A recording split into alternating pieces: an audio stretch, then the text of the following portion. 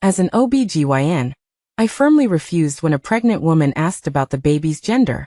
But as she left, I accidentally knocked over the water glass on the table. The next day, she had an abortion. Then, she waited for me after work and stabbed me 18 times, saying as she stabbed, "It's all because of you that I killed my own son. Knowing the child was a boy, why did you tell me it was a girl?" With my last breath, I asked, "When did I say that?" She replied fiercely, "You broke the water glass. Wasn't that telling me that a married daughter is like spilled water?" I fell into the pool of blood in despair. When I opened my eyes again, I was back to the day she came for her prenatal checkup. This time, I drank all the water in one gulp and put the glass in the drawer. She couldn't misunderstand this time, right? "Doctor, should my baby wear blue or pink?" A familiar voice pulled me back to reality, and my body trembled when I saw who it was. The pain of those 18 stabs still felt like it hadn't disappeared. In my previous life, this simply dressed rural woman had waited for me after work and stabbed me 18 times. All because I accidentally broke the water glass on the table, causing her to misunderstand that the baby was a girl, imagining it as a married daughter being like spilled water. The next day, she had an abortion, but the child was a boy, and his cries echoed throughout the obstetrics and gynecology department. At the time, I didn't pay attention to it. There were many people who cried bitterly after abortions, and I immediately went to the delivery room to deliver babies for other pregnant women, who knew she would wait for me after work and ruthlessly stab me 18 times. "It's all because of you that I killed my own son. Knowing the child was a boy, why did you tell me it was a girl? Do you know how important a boy is to me? I died in the parking lot, less than 5 minutes from the hospital. When I opened my eyes again, I was back to the day she came for her prenatal checkup. This time, I drank all the water in one gulp and put the glass in the drawer. She couldn't misunderstand this time, right? Doctor, should my baby wear blue or pink?" I glanced at her and replied coldly, "Diapers." The person in front of me was stunned for a moment, but still wouldn't give up. Does the baby look like me or his dad? I suppressed the anger in my heart. Like both of you. She still wouldn't give up. Should the baby be called Yaozu or Hope? The parents decide. She paused. Should I buy skirts or pants for the baby? I was annoyed and losing my patience, but I didn't dare to get angry rashly, so I could only patiently say, "The parents decide." She was still chattering on the other side, and I could only pray in my heart that she would leave quickly, but she seemed determined not to give up until she got an answer. "Dr. Nora, this is Brenda's 4D ultrasound." The nurse pushed the door open and handed me Brenda's 4D ultrasound. I felt like I had grabbed a lifeline and handed the ultrasound to Brenda. "This is your 4D ultrasound. Take a look yourself. I'll go see if your color Doppler ultrasound is ready." After saying that, I pulled the nurse and ran away as if escaping for my life. As I was leaving, I could still hear her shout from behind, "I think my son's legs are quite long." The nurse wanted to say something, but I covered her mouth. The nurse looked angry, and I was confused. "What's wrong?" "Dr. Nora, don't you know? The abandoned baby you saved when you first came to the hospital was adopted by them." I suddenly understood. No wonder the woman looked so familiar. She was my patient when she came to the hospital for polycystic ovary syndrome. And she was the one who adopted the abandoned baby I saved after finding out she had difficulty getting pregnant.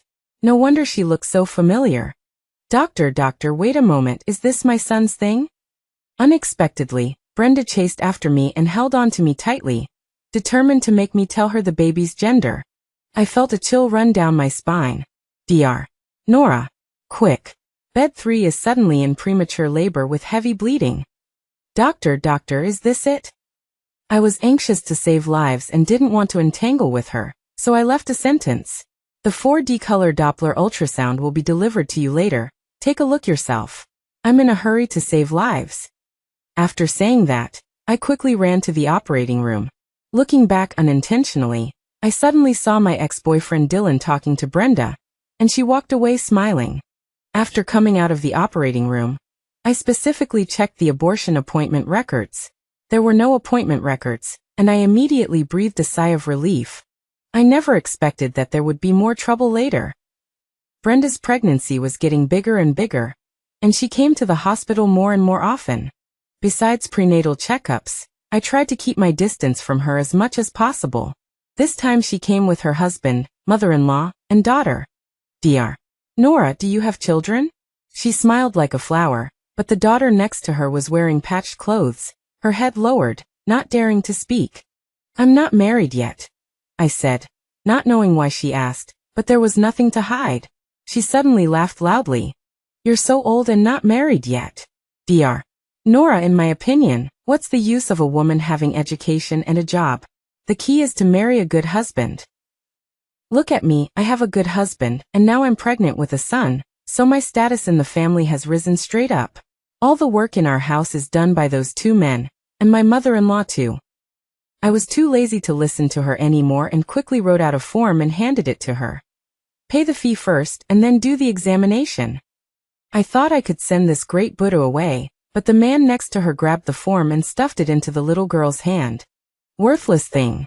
No sense at all. Brenda also twisted the little girl's arm fiercely. What's the use of bringing you back? All you want is to go to school. Go to school. It's better to marry you off early and get some bride price for your younger brother. I felt so sorry for her that I couldn't help but say, she's only 5 years old, and you're already going to marry her off.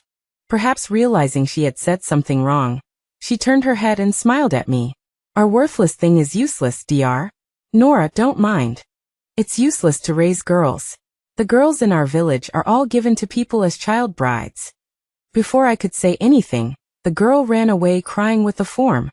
I felt a fire in my heart for no reason, and after enduring it again and again, I finally spoke. 9 years of compulsory education is mandatory. You can't stop them from going to school just because they're not your own children. As soon as Brenda heard this, her face changed immediately, and she snorted coldly. What's the use of having a lot of education? Aren't you almost 40 and still can't get married? It's still better to marry a good man and give birth to a son. That's what you call a good life. I endured and didn't speak, letting her talk to herself. It's better to stay away from that crazy woman. Brenda's due date was approaching, and she came to the hospital even more often. Every time, she was accompanied by her husband and mother-in-law, but the little girl was never seen.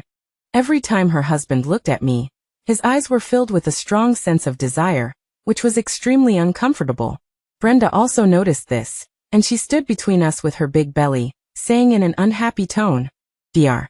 Nora, my man is good, right? But no matter how good my man is, you can't keep staring at him, can you? I still have his son in my belly. You like him? If you like him, go find one yourself. What's it called to stare at someone else's man?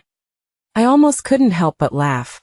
Her man was short, his clothes were dirty, he was balding before he was 40, he had yellow teeth, and when he opened his mouth, there was a sewage smell. She can keep this good man for herself. Hearing Brenda say this, her man became even more confident, stuck his little finger into his mouth to pick his teeth, and even winked at me. It was really disgusting to watch. I quickly wrote out the forms, wanting to send these two people away quickly. Who knew her mother-in-law would bring in a cup of steaming gray liquid and hand it to her. Drink it quickly, it won't be effective if it cools down. Brenda's features visibly wrinkled together, filled with resistance. She suddenly asked me in a pleading tone, Dr.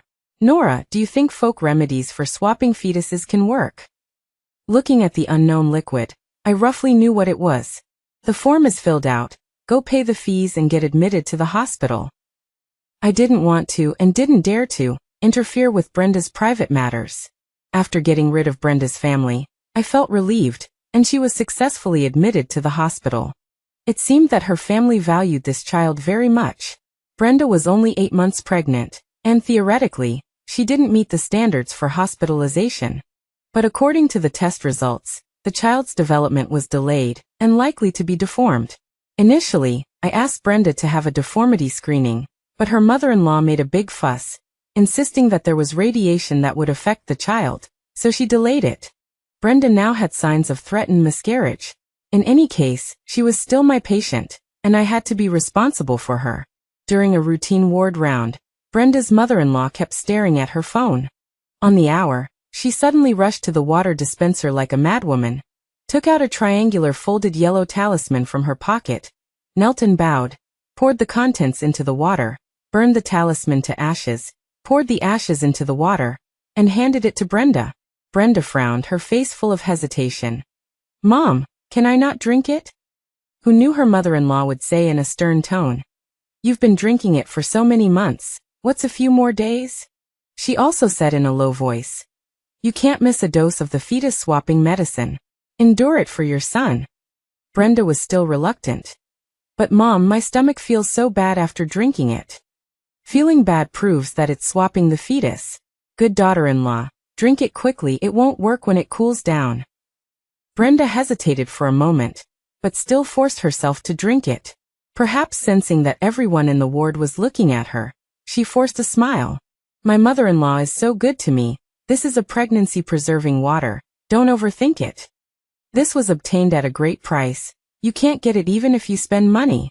Everyone was scientific, looking at her burying her head in the sand. They all looked at her with contempt. Seeing that everyone ignored her, she said again, "You don't know what kind of life I live at home. You would envy me if you knew." I suppressed the corners of my mouth that were about to rise. I really wanted to call, approaching science, and let them study what kind of creature this was.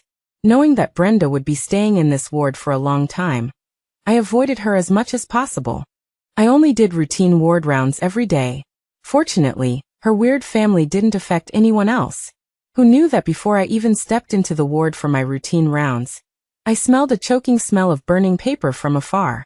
All the pregnant women in the ward had run out, leaving only her family. The ward was full of yellow talismans, and ingots and yellow talismans were burning in an iron basin. The little girl they had adopted was forced to kneel on the ground and put her hand over the burning brazier. Several large blisters had already appeared on her small hand, but she didn't dare to get up, her little face pale with pain.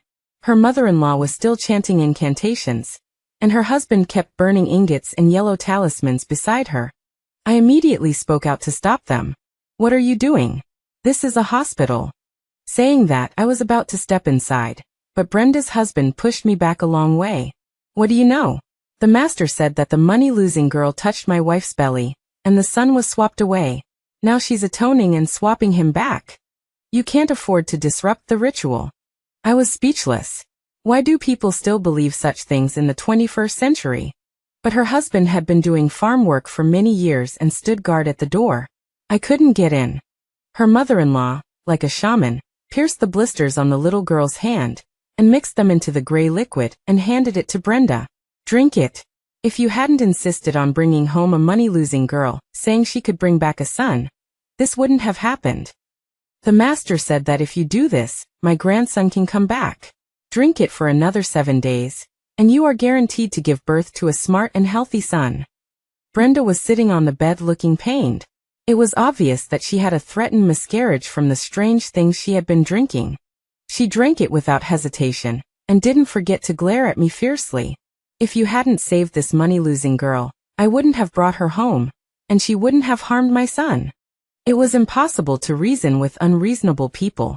It was true that I saved the child, and she repeatedly begged for adoption procedures at the orphanage, but this could also be blamed on me. I was angry and wanted to curse, but I still had to persuade her nicely. "You clearly have a threatened miscarriage now. You can't drink things randomly. Let me examine you." Before she could say anything, her mother-in-law suddenly cursed. "You doctors just want to make money with checkups. Can a checkup guarantee that my daughter-in-law's baby is a son?" Before I could refute, a male voice interrupted. "That's right. You doctors are just scammers. My wife asked so many times whether it was a boy or a girl, and you wouldn't say. I only understood after thinking about it for several months. You meant that my wife was carrying a girl, afraid we would abort the child.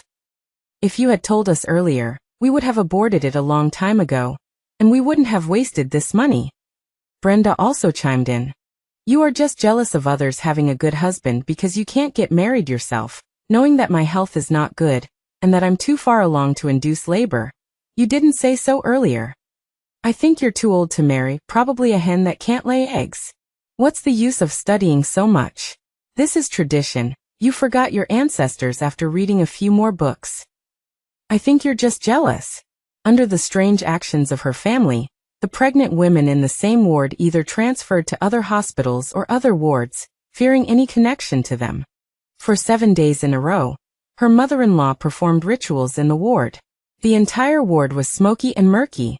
The security guards came again and again, but Brenda stopped them all with her big belly. Everyone was afraid of hurting her and didn't dare to act rashly, so they let her do as she pleased. From that day on, her family didn't allow me to do ward rounds, and I had a rare peace. I admired her for it. Even though she didn't like drinking it, she persevered and drank it all in one gulp. I thought that their shenanigans were confined to their own ward, but I was called back to the hospital in the middle of the night. As soon as I stepped into the department, I heard a noisy commotion. A ward doorway was covered in blood, pregnant women were crying everywhere, and all the doctors in the department, including the interns, were treating patients. Without asking, I quickly joined the rescue effort. After working for most of the night, I learned from the nurses that Brenda's mother-in-law had actually sprinkled detergent all over the floor of the wards in the middle of the night. A pregnant woman got up to go to the bathroom and fell to the ground, suffering a difficult labor and massive bleeding, and was still being rescued. Other pregnant women who heard the noise had, to varying degrees, been affected by the fetal movement, while the culprit stood with her arms crossed, sneering. "It's just a little detergent. What a fuss." The pregnant women who had not been affected by the fetal movement learned that the pregnant woman was still being rescued and were still shaken. Hearing her mother-in-law say that, they started arguing. "What a fuss. You're no different from murderers. You're a lunatic. You came to people's bedsides in the middle of the night and waved a yellow talisman, chanting incantations. And you sprinkled detergent on the ground. Not only did you wave the yellow talisman, but you also put cinnabar under my pillow." When the other pregnant women heard this, they all went back to check, and sure enough, there was a piece of cinnabar under each of them. Soon, a group of people took the cinnabar and confronted her family. "What does this mean? Everyone knows that pregnant women can't be exposed to cinnabar. Why didn't you put cinnabar under your daughter-in-law's pillow?" Her mother-in-law actually put her hands on her hips, righteously saying, "What do you know? This is clearing the way for my grandson. Did a piece of cinnabar affect you?" The pregnant women and their families, of course, wouldn't let them off. "Do you know that cinnabar can cause premature birth and miscarriage?" Her mother-in-law suddenly laughed. "Are your babies made of paper? A piece of cinnabar can cause a miscarriage. Then you should thank me for screening out some dregs of society for you. Get out, don't disturb my daughter-in-law's rest, who will compensate if she can't give birth to a grandson." The crowd was furious, almost to the point of violence, when Brenda rushed over, her large belly preceding her. "Let me see who dares touch my mom. This is a son in here. Can you afford to touch me?" Following the principle of yielding to the pregnant, most were persuaded back by their families, and the rest were stopped by the arriving security guards. But someone still came to me. "Dr. Nora, isn't your hospital going to do something about this?" I sighed. Brenda was still my patient, I couldn't ignore it. I've said before, no bringing this superstitious nonsense into the hospital. Have faith in science. The entire family stared at me in unison. "Dr. Nora, science. Science says our daughter-in-law is carrying a girl, so we can't change the fetus." I rubbed my forehead in frustration. Sex is determined by chromosomes, not by drinking some random concoction. Brenda snorted. "I hate how you doctors say all those technical terms. Boy or girl, it's a simple thing to say. Is it really that hard? If you'd told us the sex, I wouldn't have missed the chance for an abortion. The master saw it was a girl, and we spent a lot of money to change the fetus. You should be the one paying for that. We were just praying for my son and let you off easy, and you're still going on about science." Turns out they had consulted a master to determine the sex, who told them she was carrying a girl. That's when the whole fetus-changing business started. Everyone knows it's superstition, but it's like a toad on your foot. It doesn't bite, but it's annoying. "Mom, I get it. The master said I can only have 2 women around me. No wonder I've been feeling so unwell. Dr. Nora is a woman." Her mother-in-law looked enlightened. "Dr. Nora, we want to change doctors to a male doctor." I was speechless. This is obstetrics and gynecology. There are already few male doctors. This fuss you've made has everyone swamped. No one has the energy to take on new patients. Brenda suddenly shouted. You're just jealous of me. Jealous that I can have a son. That day, that male doctor said you can't have children. That's why you're jealous and won't tell me the sex. I want to switch to that male doctor.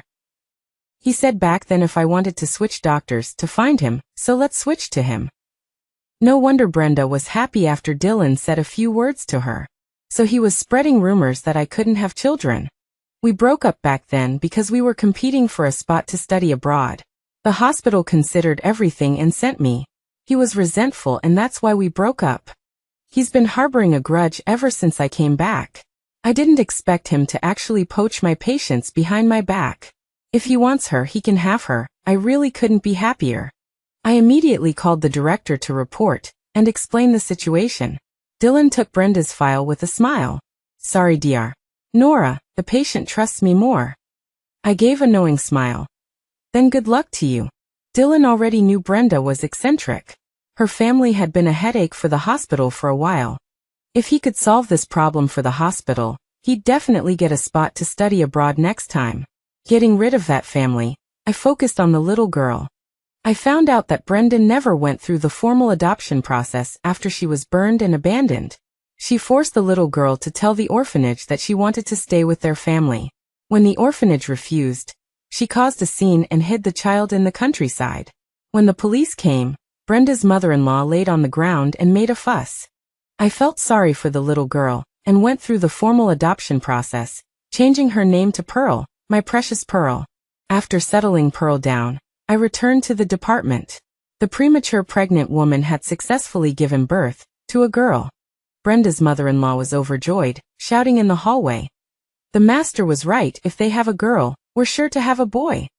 I even saw her secretly handing Brenda a bowl of black soup, and they whispered to each other, sharing a knowing smile. It wasn't until Brenda went into labor that I found out it was labor-inducing medicine. Brenda, only 8 months pregnant, and her mother-in-law blocked the entrance to the delivery room together. After listening closely, I realized that Brenda's mother-in-law wanted her to give birth after that other woman, because if someone had a daughter first, the next would definitely be a boy. But who can say for sure? It just so happened that a woman who was full-term was going into labor, and they blocked the delivery room entrance, not letting her in. Brenda, who wasn't due yet, drank the labor-inducing medicine, but wasn't even 1 centimeter dilated. The other woman was already 5 centimeters dilated, but they still wouldn't let her in. Brenda, who wasn't due yet, drank the labor-inducing medicine, but wasn't even 1 centimeter dilated. The hospital definitely wanted the other woman to go first, but Brenda's mother-in-law stubbornly refused. Daughter-in-law, push. You must give birth before them. Okay, Mom. I'm pushing as hard as I can. A crowd of leaders gathered, and Dylan was anxious, quickly trying to reason with them. She's about to give birth, let her in. Brenda replied while pushing. No way. We have to go first. The other woman was showing signs of difficult labor. Dylan couldn't worry about it anymore and quickly arranged for another operating room, rushing to the rescue. I thought they were out of options, but who knew Brenda's husband brought in an ox from somewhere, forcing Brenda to lie on top of it to induce labor. The entire hospital entrance was filled with people. Brenda looked pained, and her mother-in-law was pulling her down hard. Push, push. You have to be ahead of them. Don't worry, Mom. I'll definitely give birth to a son. Hospital leaders tried to reason with them, but were scolded back by her mother-in-law. What's it to you? If we don't have a son, will you compensate us? If that woman hadn't been clumsy and fallen, I wouldn't have let my grandson come out so early. The leaders couldn't do anything, so they looked everywhere for Brenda's attending physician. But Dylan was busy delivering the other baby in the operating room, and had no idea that Brenda had caused such a mess for him. Brenda was lucky to be alive. She had severe bleeding and had her uterus removed. She really did give birth to a son. But the child was born not crying, covered in bluish-purple birthmarks, and was immediately sent to the incubator. The woman in the operating room gave birth to a daughter. Brenda's mother-in-law told everyone she met. Luckily my son was smart and brought in an ox, otherwise they would have snatched our son. Causing other pregnant women to look at her with disdain. When Dylan came out of the operating room, the sky was falling. Brenda's child had congenital disabilities and couldn't breathe on his own. He was sent to the ICU several times within hours of being born. Brenda's mother-in-law blocked the office door and cursed. "It's all your fault. If you had let us go first, my grandson wouldn't be suffering like this. You should pay for everything." She blocked him for days, and his dark circles were drooping to his chin. Just like in my previous life, Brenda's child died. He was premature and couldn't breathe on his own. Brenda held the child in front of Dylan, demanding that he pay with his life. Several people couldn't hold her back. Dylan was annoyed. "It's because you used the wrong method when you gave birth." Brenda's mother-in-law immediately understood and twisted her ear. "I told you to give birth quickly. You must have pressed on my grandson. It's all your fault." Brenda actually believed such a ridiculous reason. "It's all my fault. It's all my fault. I killed my son." Before leaving, Brenda glanced at Dylan, a look I knew all too well. Sure enough, when Dylan got off work that night, Brenda stabbed him 18 times with a knife. "It's all your fault. Why didn't you let me go first? It's all your fault. If it wasn't for you, I wouldn't have pressed on my son and he wouldn't have died. Now I don't have a uterus, and my in-laws don't want me. It's all because of you." Brenda's voice echoed throughout the hallway, and the floor was covered in blood. I happened to be passing by with Pearl. When Brenda saw Pearl, she suddenly ran towards Pearl covered in blood. "Hope! Hope! My girl!" Pearl looked at Brenda in terror, her small body shrinking back. I shielded Pearl behind me. "Her name is Pearl, a pearl held in my palm, not Hope." "Brenda, your biggest mistake is being too obsessed with sons over daughters. It's all the same whether you have a boy or a girl." I don't know if my words changed her, but she suddenly slumped to the ground, weeping. The police quickly took her away. Finally, we got rid of this troublesome Buddha, and the stone in my heart finally fell. It said that Brenda was sentenced to life in prison for intentional homicide and unwillingness to pay compensation. She went on a hunger strike in prison, demanding to see me. As soon as we met, she lunged at the bars. "You knew it was a son. Why didn't you tell me? If you had told me, I wouldn't have been so superstitious, and my son wouldn't have died." I instantly understood that she had also been reborn. I sneered. "I never said it was a daughter either." Brenda instantly broke down and was dragged back by the prison guards, screaming and shouting. Pearl has already started kindergarten. With my guidance, Pearl has gradually become cheerful, like a little sun.